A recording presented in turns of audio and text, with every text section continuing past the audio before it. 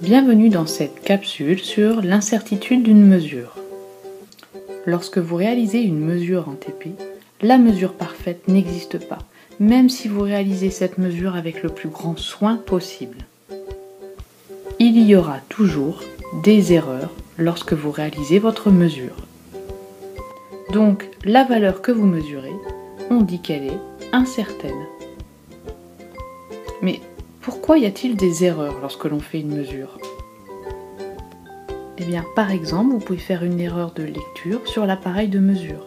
C'est ce que l'on appelle l'erreur aléatoire parce que, aléatoirement, lorsque vous allez faire votre mesure, eh bien, vous aurez des valeurs mesurées au-dessus de la valeur vraie ou bien en dessous de la valeur vraie. Il peut aussi s'ajouter l'erreur systématique. Systématique car systématiquement, vous allez être décalé par rapport à la valeur vraie. Cela peut être dû par exemple à une mauvaise lecture sur une burette ou bien une balance qui n'est pas tarée lorsque vous allez faire votre mesure de masse. Systématiquement, vous êtes décalé par rapport à la valeur vraie.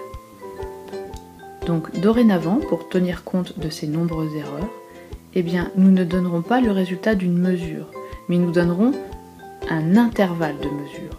Et dans cet intervalle de mesure, nous sommes sûrs qu'il y aura la valeur vraie. Voilà par exemple le résultat d'une mesure de température. 25,2 degrés Celsius, c'est la valeur qui est lue. Plus ou moins 0,4, c'est l'incertitude absolue sur la mesure. Donc le résultat s'écrira 25,2 plus ou moins 0,4 degrés Celsius.